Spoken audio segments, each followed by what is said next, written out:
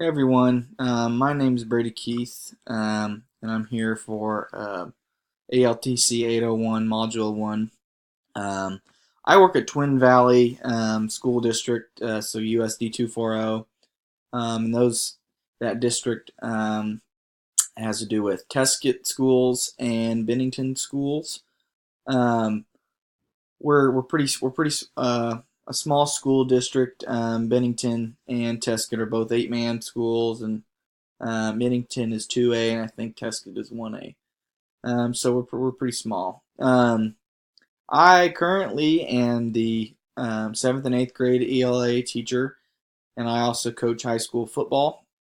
Um, as far as what got me into teaching, I just had it's something that had always kind of been in the back of my mind, but then I kind of wasn't sure about until I got into the workforce, um, and lived a kind of blue collar lifestyle for a while. And I don't know, I guess I missed school and I missed being in the classroom because I had a great experience in both high school and college. Of just I've just always loved to learn and like the interactions that happen in the classroom and the camaraderie and all those sorts of things. And so like I said, after being in the blue collar workforce for a while, I just kind of decided it was something I wanted to get into.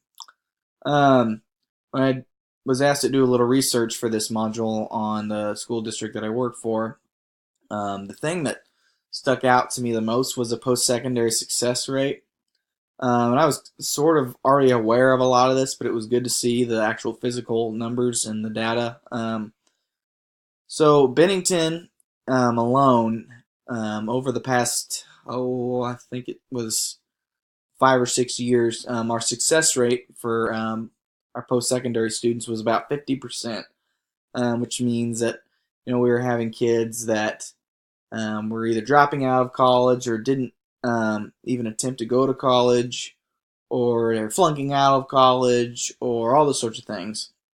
Um, and so when I got to thinking about how those numbers are going to affect my everyday experience in the classroom at Bennington, especially with middle schoolers, I'm starting it when I started thinking about it. It just started to make more sense why I hear a lot of things from students like, "Well, I'm just going to work for my parents after school, or after I get out of high school," or "Well, I'm just going to be a construction worker, or I'm just going to be an electrician, or whatever." Not that there's anything wrong with any of those, absolutely not. But a lot of times when I hear that from kids, with those specific kids, is their kids.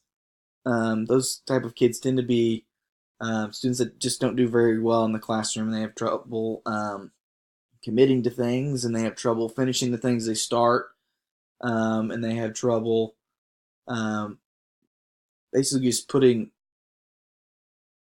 an acceptable level of effort into what they're doing. Um, and I think it's just because they have low expectations for themselves.